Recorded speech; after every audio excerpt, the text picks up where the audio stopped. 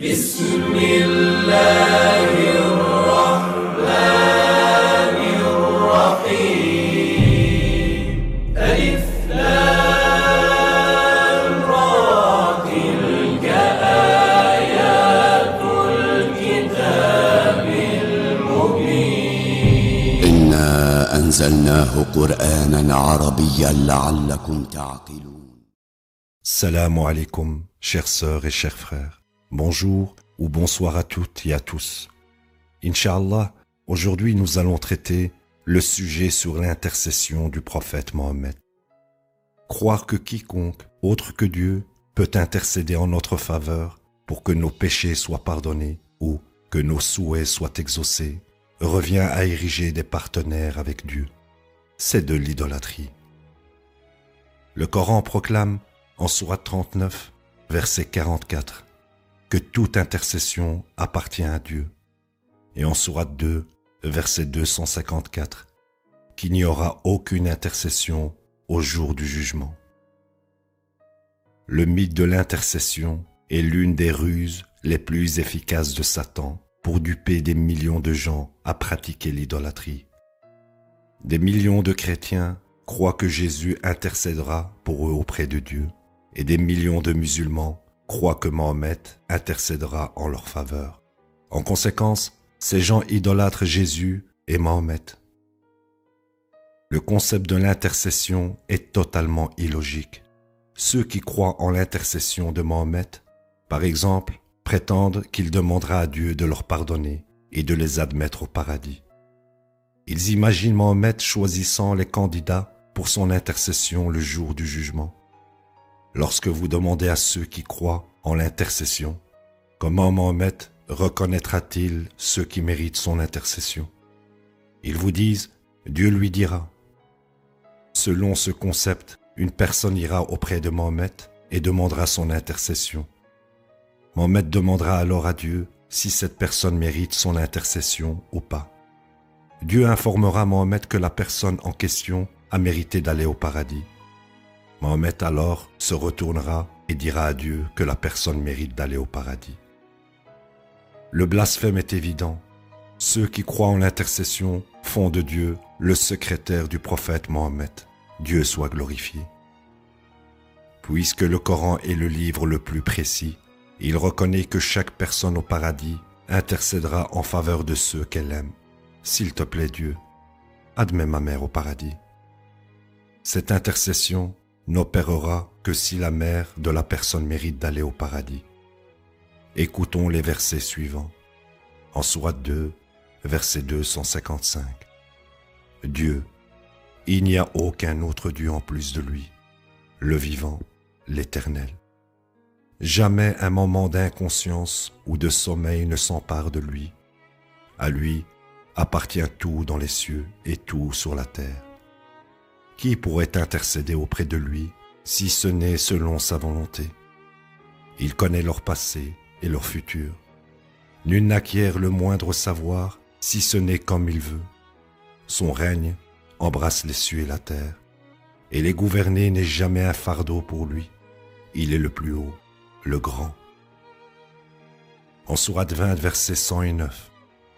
Ce jour-là, l'intercession sera inutile, excepté pour ceux permis par le tout miséricordieux et dont les paroles se conforment à sa volonté. En sourate 21, verset 28.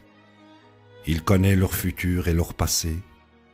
Il n'intercède pas excepté pour ceux qui sont déjà acceptés par lui et ils sont inquiets pour leur propre sort.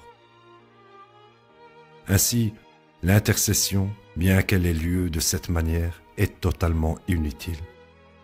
Nous apprenons du Coran qu'Abraham, le serviteur bien-aimé de Dieu, ne pouvait pas intercéder en faveur de son père. Écoutons le verset suivant, en sourate 9, verset 114. La seule raison pour laquelle Abraham a demandé le pardon pour son père était qu'il lui avait promis de le faire. Mais aussitôt qu'il a réalisé qu'il était un ennemi de Dieu, il l'a désavoué.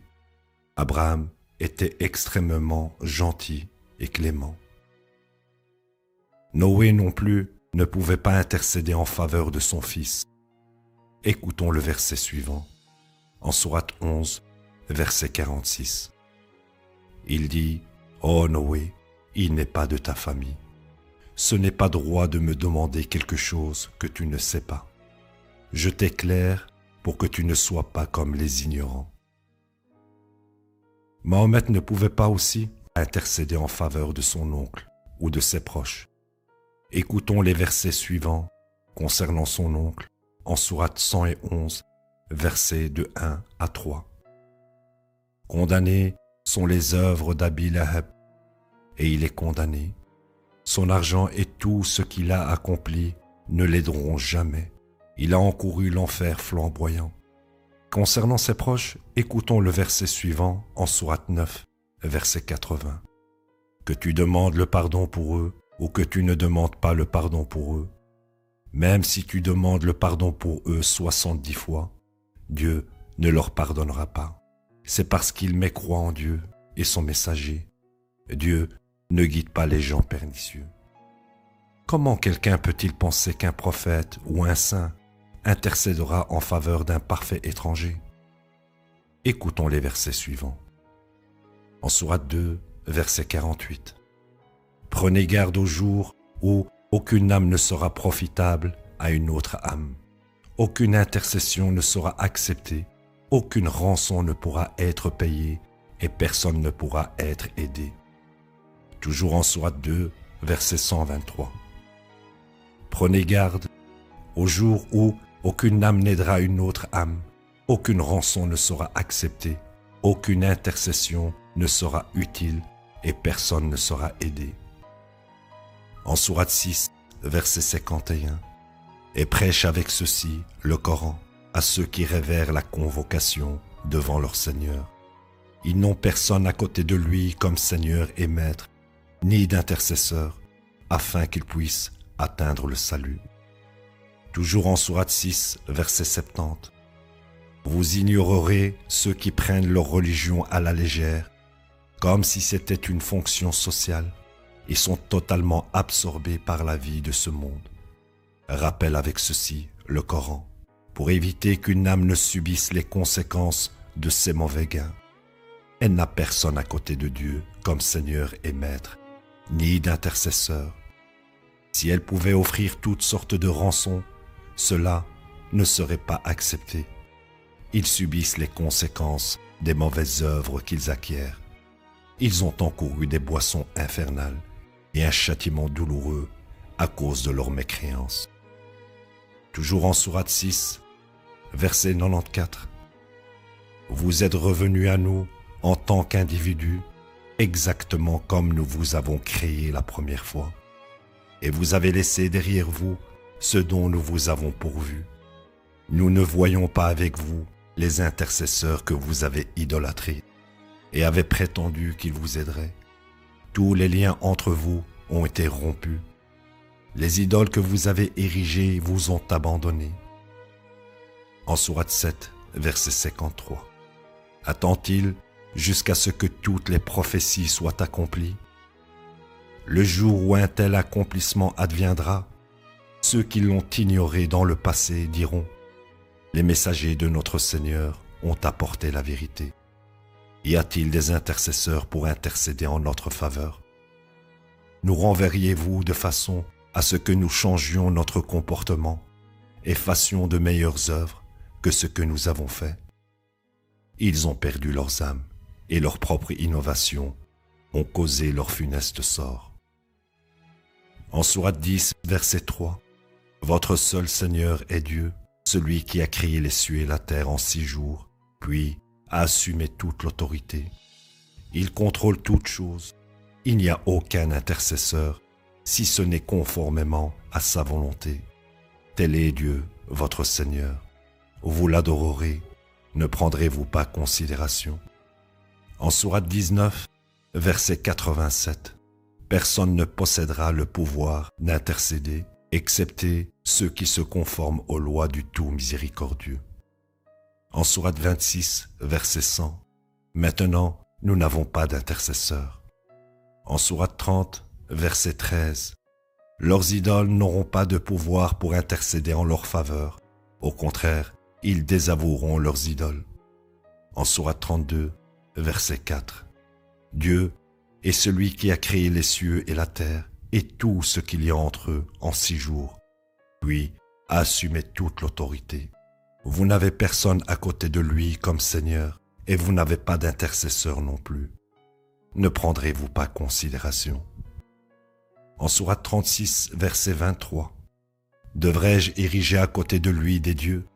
Si le tout miséricordieux me voulait du mal, leur intercession ne pourrait en rien m'aider, et ils ne pourraient pas me secourir non plus. En Sourate 39, verset 44, dit « Toute intercession appartient à Dieu. À lui appartient toute la souveraineté des cieux et de la terre, puis à lui vous serez ramenés. » En Sourate 40, verset 18, « Avertis-les au sujet du jour imminent, quand les cœurs seront terrifiés, et beaucoup seront pleins de remords. Les transgresseurs n'auront ni amis, ni intercesseurs pour être obéis. » En Sourate 43, verset 86, « Nul de ceux qu'ils idolâtrent à côté de lui ne possède le moindre pouvoir pour intercéder, à moins que leur intercession ne coïncide avec la vérité. Et ils savent parfaitement. » En Sourate 53, verset 26, « Pas même les anges au ciel ne détiennent l'autorité pour intercéder. Les seuls qui sont autorisés par Dieu sont ceux qui agissent conformément à sa volonté et son approbation. » En Sourate 74, verset 48, « L'intercession des intercesseurs ne les aidera jamais. » L'intercession de Mohammed se trouve dans le verset suivant, en Sourate 25, verset 30. Le messager a dit « Mon Seigneur, mon peuple a déserté ce Coran. » Wassalamu alaikum, chères sœurs et chers frères. Bonne journée ou bonne soirée à toutes et à tous. Subhanallah, alhamdulillah, Allahu Akbar, walillahil hamd. Subhanallah, alhamdulillah, Allahu Akbar, walillahil hamd. Subhanallah, alhamdulillah, Allahu Akbar, walillahil hamd. Subhanallah, alhamdulillah, Allahu Akbar, walillahil hamd. Subhanallah, alhamdulillah, Allahu Akbar, walillahil hamd.